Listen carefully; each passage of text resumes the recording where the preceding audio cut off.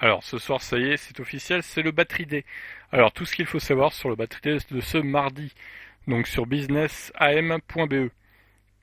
Ce 22 septembre se tiendra l'Assemblée générale annuelle des actionnaires de Tesla, le Battery Day, une journée qui pourrait être l'occasion de découvrir les multiples projets en cours chez Tesla, notamment celui portant sur les fameuses batteries conçues en interne dans le cadre du projet Roadrunner. Le Battery Day de Tesla, c'est un peu comme la keynote d'Apple, un événement très attendu par tous les passionnés de la marque. À la veille de cette journée de la batterie, on se demande si Tesla communiquera plus d'informations sur ses cellules de batterie moins chères, une technologie qui lui permettrait de proposer des véhicules électriques à des prix plus contenus. Tesla travaille sur des prototypes de cellules de batterie dans son laboratoire de Skunk Works à Fremont, en Californie, près de son usine automobile américaine. L'entreprise a d'ailleurs récemment racheté Maxwell. Pourquoi? Parce que la firme a dernièrement mis au point une technologie de cellules de batterie à électrode sèche.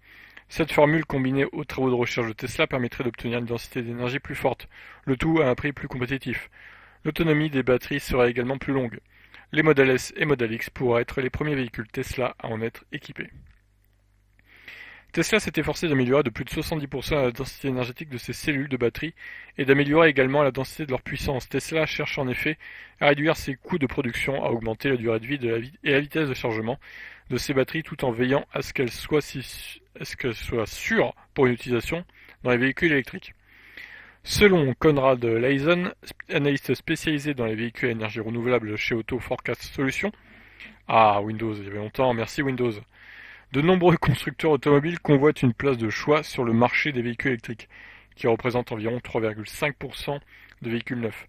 Si les cellules de batterie Roadrunner sont un succès, Tesla sera en mesure de fabriquer ses propres batteries sans devoir sous-traiter et sans devoir attendre que quelqu'un d'autre ne s'occupe du développement, a-t-il confié à la CNBC.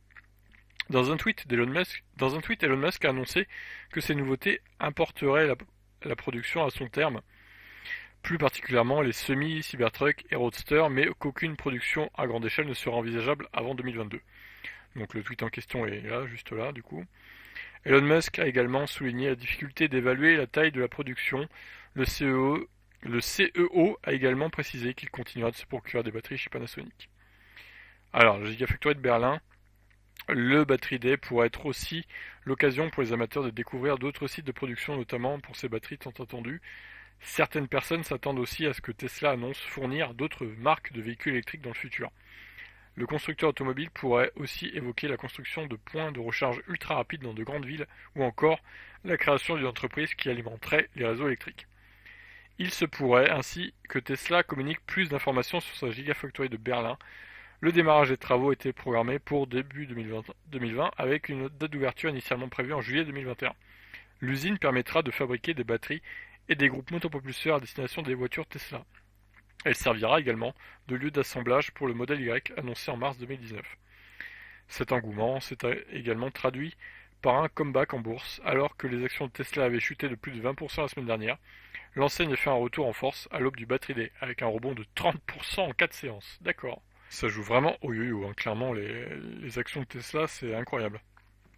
Bon bah voilà, du coup, donc voilà, a priori le live commence à 22h30, il commence par une réunion des actionnaires tout d'abord, puis les annonces ensuite, donc on ne sait pas trop à quelle heure au final les annonces vont avoir lieu. C'est pour ça que j'hésite à faire un live, je vous avoue que je suis pas trop chaud pour l'instant. À voir, peut-être que je changerai d'avis d'ici ce soir, mais pour l'instant j'en ferai pas.